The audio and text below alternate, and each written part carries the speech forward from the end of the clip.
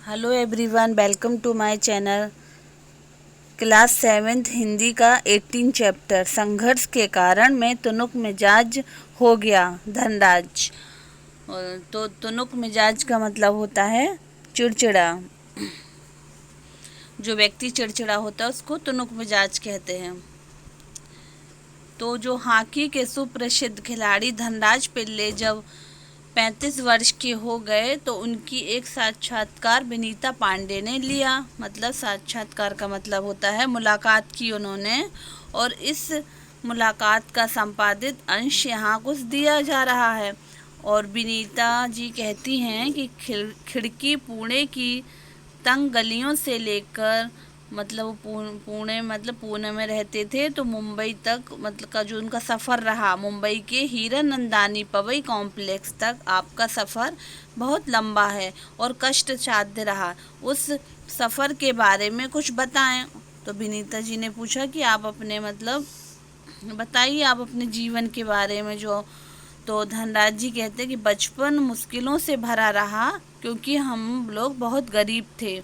मेरे दोनों बड़े भाई हॉकी खेलते थे और उन्हीं के चलते मुझे भी उसका शौक़ हुआ, पर हॉकी स्टिक खरीदने तक की हैसियत नहीं थी मेरी, इसलिए अपने साथियों की स्टिक उधार मांगकर काम चलाता था। वह मुझे तभी मिलती थी जब वे खेल चुके होते थे, मतलब जब सारे उनके साथी लोग खेल लेते थे उसके बाद ही उनको खेलने के लिए मिलती थी। इसके लिए बहुत धीरज के साथ अपनी बारी का मुझे इंतज़ार करना पड़ता था। मुझे अपनी पहली स्टिक तब मिली जब मेरे बड़े भाई को भारतीय कैंप के लिए चुन लिया गया और उसने मुझे अपनी पुरानी वाली दे दी। वह नई तो नहीं थी लेकिन मेरे लिए बहुत कीमती थी, क्योंकि उनके पास नई थी लेकिन पुरानी भी उनको मिल गई तो उनके लिए वो भी बहुत कीमती हो गई, क्योंकि वह मेरी अपनी थी। और पहले तो वो मांग के खेलते थे, लेकिन जब उनकी फिर पुरानी थी लेकिन उनकी वो खुद की हो गई थी। मैंने अपनी जूनियर राष्ट्रीय हॉकी सन 1985 में मणिपुर में खेली। तब मैं सिर्फ 16 साल का था। देखने में दुबला पतला और छोटे बच्चे जैसा चेहरा, अपनी दुबली कद काठी के बावजूद मेरा ऐसा दबदबा था कि कोई मुझसे भिड़ने की कोशिश नहीं करता था। मैं बहुत जुझारू था। मैं मैदान से बाहर भी। और 1986 में मुझे सीनियर टीम में डाल दिया गया और मैं बोरिया बिस्तरा बांधकर मुंबई चला आया। उस साल मैंने और मेरे बड़े भाई रमेश ने मुंबई लीग में बेहतरीन खेल खेला।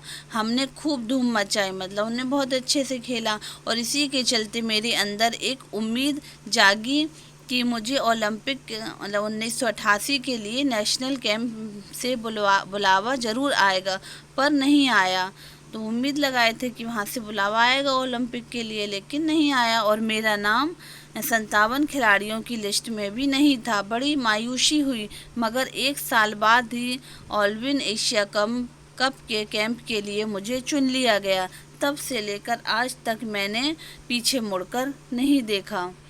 तो इसमें ये धनराज पिल्ले के व्यक्तित्व को रेखांकित करते हुए विनीता पांडे ने लिखा कि वह आपको कभी हंसाता है, कभी रुलाता है, कभी विस्मय से भर देता है, तो कभी ही से भी। उसके व्यक्तित्व में कई रंग हैं और कई भाव हैं। उसने ठेठ जमीन से उठकर आसमान का सितारा बनने की यात्रा तय की। मतलब वो बहुत गरीब थे, तो गरीब फिर उन्होंने हॉकी खेली तो फिर बाद में थोड़ा पैसा भी आ गया उनके पास, और नाम शोहरत सब कुछ। और धनराज विनीता जी फिर बोलती हैं कि आपका विद्यार्थी जीवन कैसा रहा और अपने स्कूल के दिनों में आपकी किस प्रकार की यादें जुड़ी है। उन्होंने कहा कि जब आप स्कूल में पढ़ते थे तो आपका मतलब कैसा जीवन था, और स्कूल के बारे में आप मतलब कुछ बताइए अपने बारे में। तो धनराज जी बोलते हैं कि मैं पढ़ने में एकदम फिसड्डी था। किसी तरह 10वीं तक पहुंचा, मतलब पढ़ाई में वो ज़्यादा अच्छे नहीं थे, मगर उसके आगे तो मामला बहुत कठिन था। एक बात कहूँ, अगर मैं हॉकी खिलाड़ी ना होता तो शायद एक चपरासी की नौकरी भी मुझे ना मिलती। आज मैं बैचलर ऑफ साइंस या आर्ट्स भले ही ना हूँ, पर गर्व से कह सकता हूँ कि मैं बैचलर ऑफ हॉकी हूँ। मतलब वो पढ़ाई में उतने अच्छे नहीं थे। उन्होंने कहा कि आज मैं पढ़ाई में उतना अच्छा मतलब नहीं था उस समय, लेकिन मैं अगर हॉकी में नहीं जाता तो मुझे शायद चपरासी की भी नौकरी ना मिलती। और और आज मैं बैचलर ऑफ हॉकी हूँ। हंसते हुए वो कहने लगे, और मेरी शादी के लिए आप मुझे मास्टर ऑफ हॉकी कह सकते हैं। और विनीता, आप इतने तुनुक मिजाज क्यों हैं? मतलब तुनुक मिजाज का मतलब चिड़चिड़े। तो कभी कभी आप आक्रामक भी हो जाते हैं। तो धनराज जी बोलते कि इस बात का संबंध मेरे बचपन से जुड़ा हुआ है। मैं हमेशा से ही अपने आप को बहुत असुरक्षित महसूस करता रहा। मैंने अपनी माँ को देखा देखा है कि उन्हें हमारे पालन पोषण में कितना संघर्ष करना पड़ा। मतलब वो बहुत गरीब थे, बड़ी मुश्किल से उन लोगों का पालन होता था। और मेरी तुनुक मिजाजी के पीछे कई वजह हैं, लेकिन मैं बिना लाग लपेट वाला आदमी हूँ। मन में जो आता सीधे सीधे कह डालता हूँ, और बात को कई बार पछताना भी पड़ता है। वो बोलते हैं कि मैं मन में कोई बात नहीं रखता हूँ, सीधे मतलब कह देता हूँ, और मुझसे अपना गुस्सा रोका नहीं जाता। दूसरे लोगों को भी मुझे उकसाने में मज़ा आता है। मुझे ज़िंदगी में हर छोटी बड़ी चीज़ के लिए जूझना पड़ा, जिससे मैं चिड़चिड़ा हो गया हूँ। साथ ही साथ मैं बहुत भावुक इंसान भी हूँ। मैं किसी को तकलीफ में नहीं देख सकता। मैं अपने दोस्तों और अपने परिवार की बहुत कदर करता हूँ, और मुझे अपनी गलतियों के लिए माफ़ी मांगने में कोई शर्म महसूस नहीं होती। उन्होंने कहा अगर मैं गलती करता हूँ तो माफ़ी भी मांग लेता हूँ। और विनीता जी बोलती हैं कि आपके परिवार की आपके लिए क्या अहमियत है? तो धनराज जी बोलते हैं, सबसे अधिक प्रेरणा मुझे अपनी माँ से मिली। उन्होंने हम सब भाई बहनों में अच्छे संस्कार डालने की कोशिश की। मैं उनके सबसे नज़दीक हूँ। मैं चाहे भारत में रहूँ या विदेश में, रोज़ रात में सोने से पहले माँ से ज़रूर बात करता हूँ। मेरी माँ ने मुझे अपनी प्रसिद्धि को विनम्रता के साथ संभालने की सीख दी है। और मेरी सबसे बड़ी भाभी कविता भी मेरे लिए माँ की तरह है, और वह भी मेरे लिए प्रेरणा स्रोत रही हैं। उन्होंने कहा है कि उन्होंने मुझे शिष्टता सिखाई है। अगर मैं घर से बाहर भी रहूं तो मैं अपनी माँ से एक बार ज़रूर बात करता हूँ, और मेरी माँ ने मुझे अच्छे संस्कार दिए हैं, और मेरी बड़ी भाभी ने भी। तो विनीता जी कहती कि आपने सबसे पहले कृत्रिम घास पर हॉकी कब खेली? एस्ट्रोटर्फ में। तो धनराज जी बोलते हैं मैंने सबसे पहले कृत्रिम घास तब देखी जब राष्ट्रीय खेलों यानी नेशनल में भाग लेने वाले 1988 में नई दिल्ली आया। कृत्रिम ना जो नकली चीज़ होती है उसको कृत्रिम बोलते हैं। और मुझे याद है कि किस तरह सौम्या और जोकीवम करवालो मुझे एक कोने में ले जाकर कृत्रिम घास पर खेलने के गुर बता रहे थे। और जब वे बताने में लगे हुए थे, मैं झुक कर उस मैदान को छू रहा था। मुझे विश्वास ही नहीं हो रहा था कि विज्ञान इस कदर तरक्की कर रहा है कि जिससे कृत्रिम घास तक उगाई जा सकती है। मतलब उनको विश्वास ही नहीं हो रहा था कि नकली घास भी हो सकती है, बनावटी।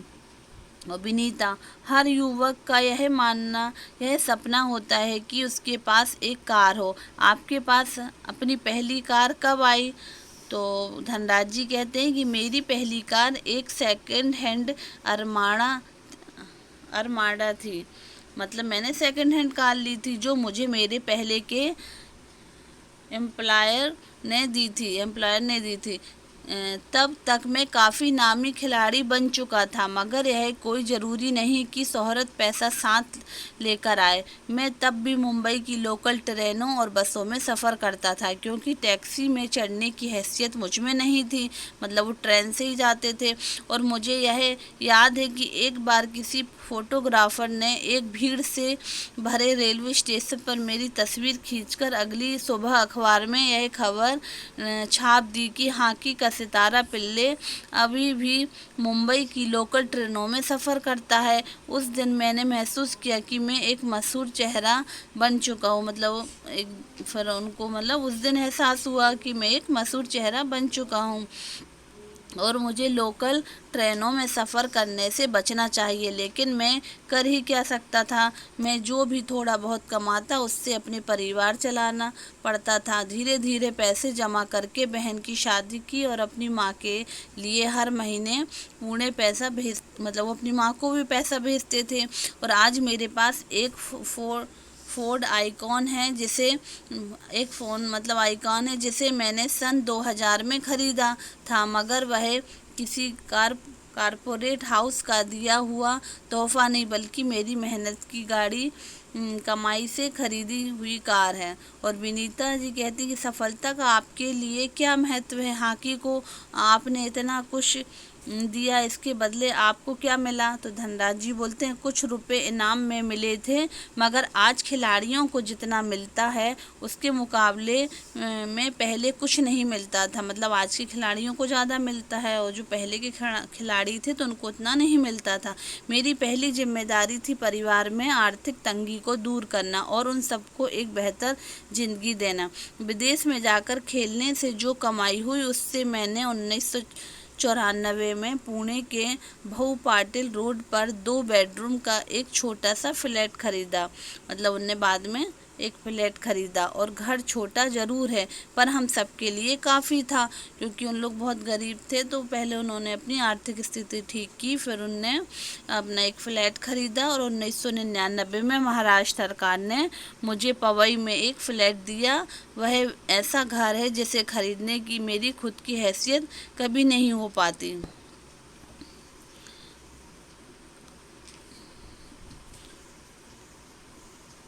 विनीता, सेलिब्रिटीज के साथ एक ही मंच पर बैठना कैसा लगता है? विनीता जी ने उनसे पूछा कि आपको कैसा लगता है? तो धनराज जी बोलते हैं बहुत अच्छा। जब हम राष्ट्रपति से मिले तब यह महसूस हुआ कि हम कितने खास हैं।